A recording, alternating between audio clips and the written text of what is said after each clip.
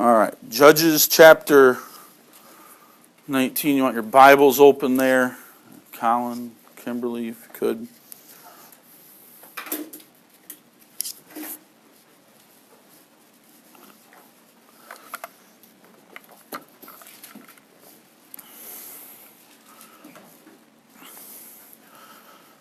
Lesson 78, the Levite at Gibeah.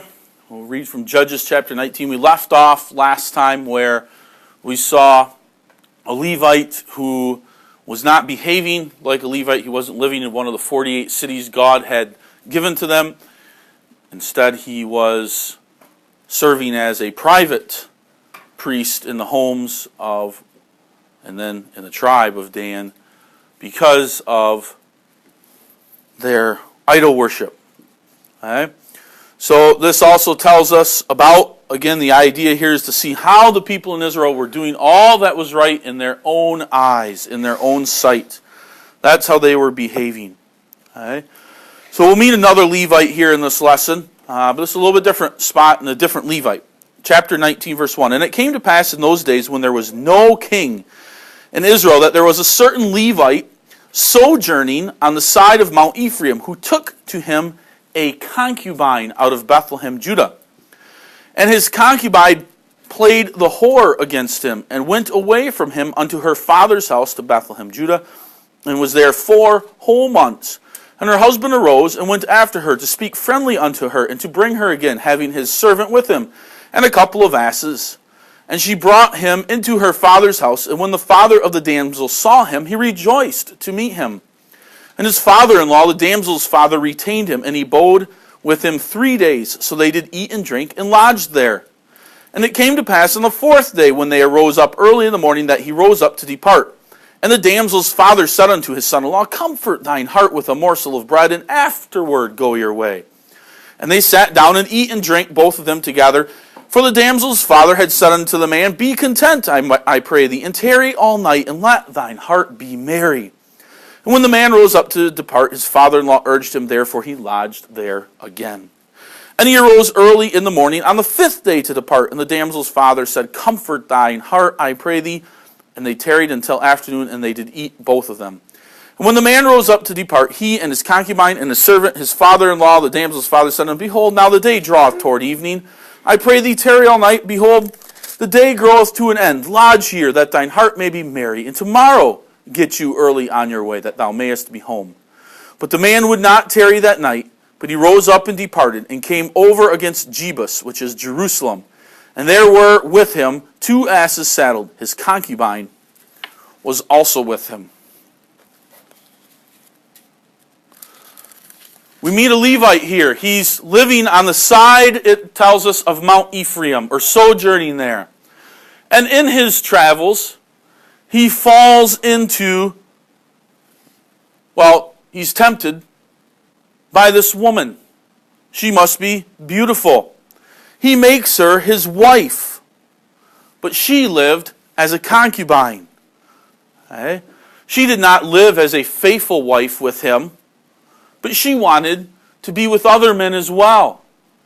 She did not want to be the faithful wife of one husband, but wanted the enjoyment and pleasure of living with many different men. And in that course of time, in that lifestyle, maybe there were arguments, maybe there were disagreements, but at some point, she runs away from her husband, this Levite. She leaves him and she runs back to her father's house. Now, if any of you were to run away, you can be assured, everyone who knows you, your parents, your friends, grandparents, would be immediately looking for you, trying to find you, trying to help you before something bad happened to you. But we don't read that here. He didn't see her for 4 months, he reads. Finally, he became lonesome for his wife, and he wants her back again. So after 4 months, he finally goes to find her. He finally goes to get her. Again, like I said, we would be looking for you immediately. To wait 4 months tells us a little bit about this Levite. Doesn't say very much about who he is or his personality. Plus, What kind of wife is he looking to have back? A godless wife. A wife who loves the pleasures and sin of other men than her husband. She doesn't want to live with him. She wants to live with other men. But he goes back. He wants her back. And so he travels to his concubine's father's house. What was that like when they met each other? We aren't sure. But the father-in-law, he sure is pleased to see this Levite back here. Maybe he hopes this Levite can set his daughter on the straight and narrow path. Or maybe he hopes that this will settle her down or give her some stability in her house. Or maybe he's just hoping this will get his daughter out of the house again because of whatever things she may bring into the house. We don't know. But the concubine's father, so this Levite's father-in-law, is glad to see him, happy to see him. But they're all of one mind. They are wicked and sinful in that they are more in it for the pleasures of life. Let us eat, drink, and be merry. Let us get drunk. That will be a good time. That will be fun. And so we read, for 3 days they lived together, eating and drinking, being merry. At the end of 3 days, the Levite decides now would be a good time to go home. So he announces to his father-in-law, me and my concubine, my wife, we are going to leave. We're going to head back to home now. The father-in-law says, no. Please don't leave. Just stay one more day. Comfort your heart. Be merry. Come on, we've had a good time. Why ruin it now? Let's stick around one more day. Maybe you've been tempted that way. We're having fun. We're doing stuff we should do. Let's stay an hour longer. Or as you get older, that may be the temptation. When you're more independent, you can drive yourself around places. Why go home now? I know it's almost curfew, but we're having fun here, folks. Let's just breaking a couple rules. Can't be that bad, can it? Well, he stays on that 4th day. The drinking lasted all day. On the 5th day, man wakes up again with a concubine and tells his father-in-law, we're going to leave now. We're going to head home. Father says, no, please don't go. Just stay once more for a morsel of bread. Well, the Levite stayed for a portion of the day, but probably his better senses got a hold of him toward the noon hour of the day, and he said to himself, now I must leave. I cannot fall into this trap. He's going to tempt me again, and I'm going to say no this time. And he does. He says no. That afternoon, the father, please stay. Just one more day. Have merry. No, because you're going to do the same thing again tomorrow. Me and my wife and my servant, we are heading back. And so that's what they do. They begin heading back on a long journey. We read of a town there, Jebus, another name for Jerusalem. Remember, Jerusalem is not the main city yet. Shiloh is where the tabernacle is. So Jerusalem is just a large city in Judah. And that's where they show up at. But then verse 11, we read how they change their mind. And we see the wickedness here. Verse 11. And when they were by Jebus, the day was far spent, and the servant said unto his master, come, I pray thee, and let us turn into this city of the Jebusites and lodge it. And his master said unto him, we will not turn aside hither into the city of a stranger that is not of the children of Israel. We will pass over to Gibeah. And he said unto his servant, come, let us draw near to one of these places to lodge all night, in Gibeah or in Ramah. And they passed on and went their way, and the sun went down upon them, when they were by Gibeah, which belongeth to Benjamin. And they turned aside thither to go in and to lodge in Gibeah. And when he went in, he sat down in a street of the city, for there was no man that took them into his house to lodging. And behold, there came an old man from his work out of the field at even, which was also of Mount Ephraim. And he sojourned in Gibeah, but the men of the place were Benjamites. And when he had lifted up his eyes, he saw a wayfaring man in the street of the city. And the old man said, whither goest thou, and whence comest thou? And he saith unto him, we are passing from Bethlehem, Judah, toward the side of Mount Ephraim. From thence am I. And I went to Bethlehem, Judah, but I am now going to the house of the Lord, and there is no man that receiveth me yet to house. Yet there is both straw and provender for our asses, and there is bread, and wine also for me, and for thy handmaid, and for the young man which is with thy servants. There is no want of anything. And the old man said, Peace be with thee. Howsoever, let all that wants lie upon me, only lodge not in the street. So he brought him into his house, and gave provender unto his asses, and they washed their feet, and did eat and drink. So, really, they should have started their journey in the morning, because that's how long it would have taken them to get to their destination. They probably would have arrived at their destination as the sun was going down, but because they left at midday, half of their journey was all that they could complete. The sun is now going down, and it's time to pick a place, and here's Jerusalem. And the servant says, now here's a good place, let's stay here. Let's stay in Jerusalem. The master doesn't want to. The Levite, he says, no, I don't want to stay here, city of strangers. I want to stay a little bit closer, a little more place where, with the Benjamites. Let's head down there. So they continue on their journeys, and they're thinking, well, depending on when the sun goes down and how fast they're traveling, we might end up in Gibeah, and we might end up in Ramah. We'll have to see. And then finally, when the sun goes down and it's not safe to travel anymore because it's going to be too dark within the next 15, 20 minutes, there's Gibeah. Let's go to the city. And it's not like one sets up a tent outside the city. That's dangerous. Wild animals, thieves, robbers. One stays inside the city where it's protected after the gates are shut. So they probably make their way in. They're probably some of the last travelers to make their way into the city as the sun's going down and the doors of the city are closed. Now they're safely within the walled cities of Gibeah. And as they go in, they're maybe hoping that there might be some men by the gates or in other places that they might pass that will recognize them as travelers, strangers coming in at the last minute, and they'll maybe offer to this man, hey, why don't you come on in and stay at my house?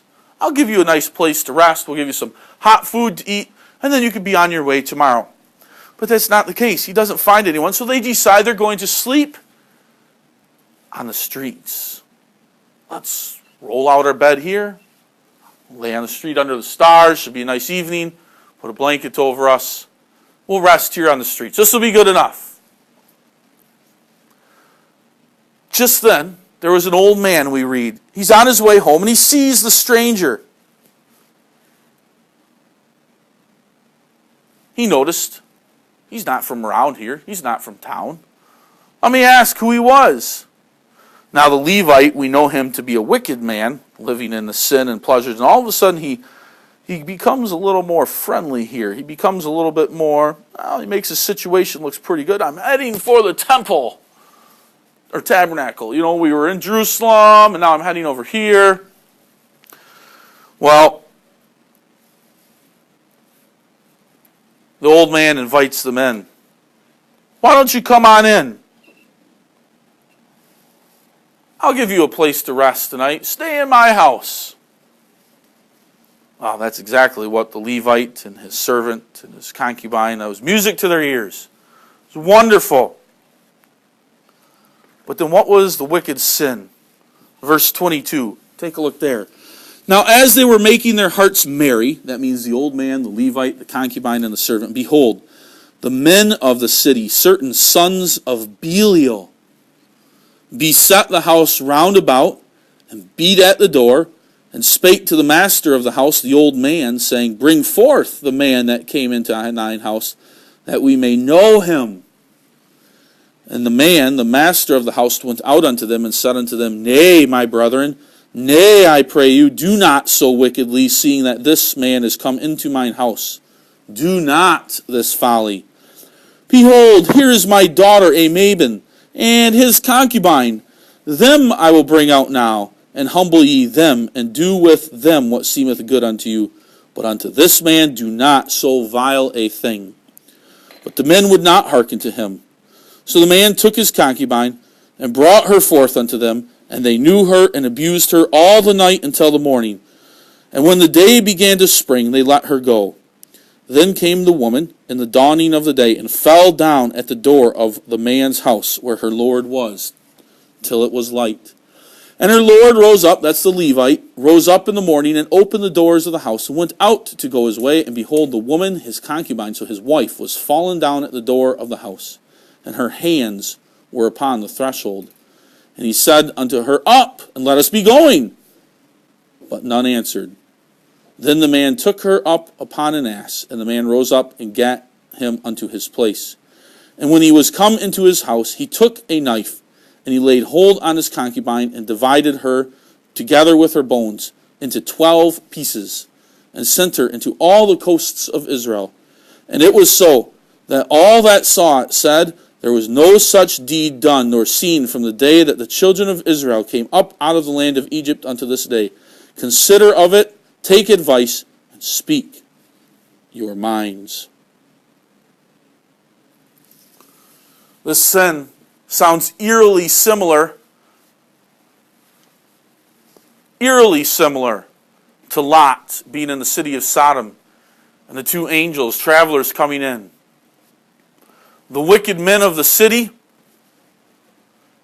they come in to fill lusts and desires. The wicked men of this city, what is their sin? What is their wickedness? These are homosexual men.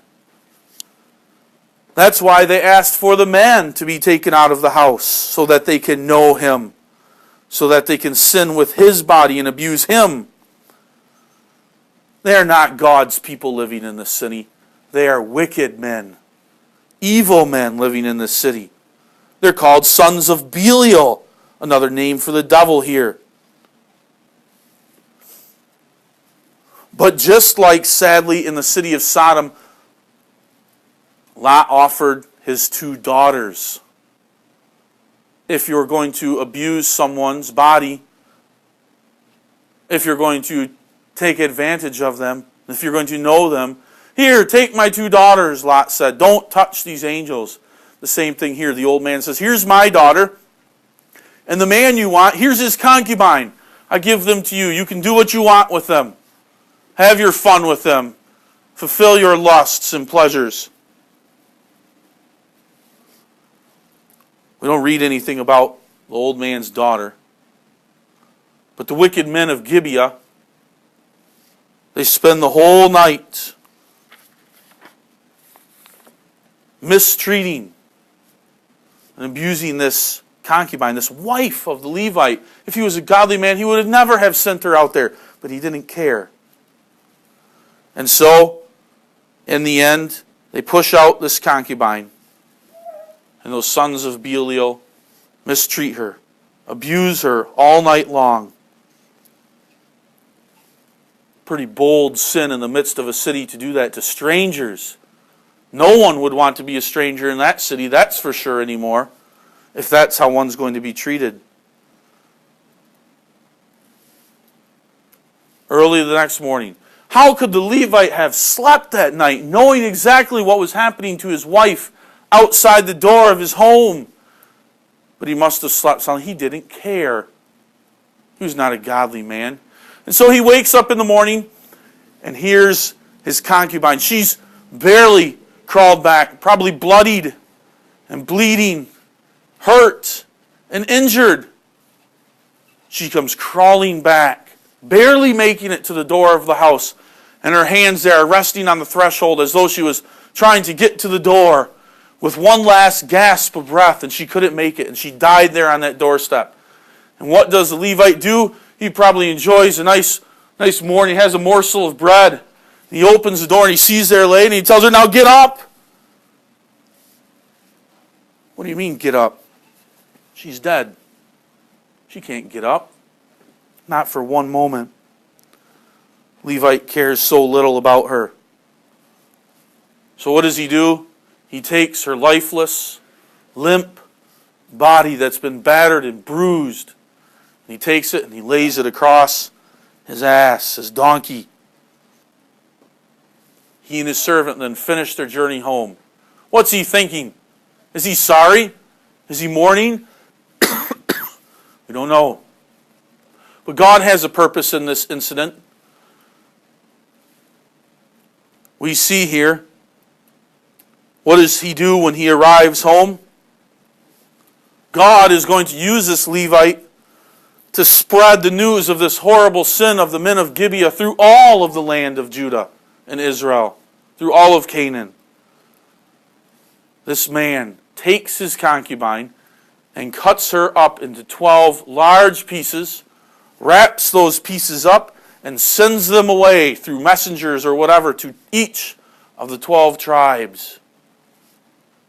Each tribe then receives those packages and unwraps them and knows. Maybe there was a note. Maybe the messenger had the story. But it was to let the people of Canaan know how wicked and sinful the activities of the men of Gibeah were. So that what is the result? All of Israel comes together. Chapter 20, let's take a look there, verse 1. Then all of the children of Israel went out, and the congregation was gathered together as one man from Dan even to Beersheba, with the land of Gilead unto the Lord in Mizpah. And the chief of all the people, even of all the tribes of Israel, presented themselves in the assembly of the people of God, 400,000 footmen, and drew sword. Now the children of Benjamin heard that the children of Israel were gone up to Mizpah. Then said the children of Israel, Tell us, how was this wickedness? And the Levite, the husband of the woman that was slain, answered and said, I came into Gibeah, that belongeth to Benjamin, and I and my concubine to lodge, and the men of Gibeah rose against me, and beset the house round about upon me by night, and thought to have slain me, and my concubine have they forced, that she is dead. And I took my concubine and cut her in pieces, and sent her throughout all the country of the inheritance of Israel, for they have committed lewdness and folly in Israel. Behold, ye are all children of Israel. Give here your advice and counsel. He lies. He says that the men of Gibeah wanted to kill him. No, they did not want to kill him. They wanted to fill their lustful pleasures of homosexuality with him. And he had refused. He lies to them. He doesn't tell that I pushed my concubine out the door to save my own skin. I did it for myself. He didn't tell them that she was a runaway who had left him to be with other men. And he probably didn't express to them his lack of remorse or care for his wife. But he tells them what had happened. And we'll see what the result is in the next lesson. How do they punish these wicked men? How shall they be punished? What will be the result of it? This is a pretty low and heinous sin and activity. As I said before our last Bible story, we're real quick and easy to jump at the horrible stories we might hear in other religious Bibles. They are horrible. And they are sinful, just as this is. Now, this is the Word of God because He wants us to know it, to teach and instruct us. But know that there is a terrible history in Israel, too, and their sin and their wickedness, and what they did to one another. May we, when we learn history, not fall into these types of sins either. But rather, may we, when we see these sins, may our hearts and our minds be filled with anger, righteous anger. May they be filled with disgust, so that we go to our brothers or sisters in Christ and we beg and plead with them, turn from your sin. How can I do whatever needs to be done to help you get away from that sin? And that is an important lesson that we can learn here.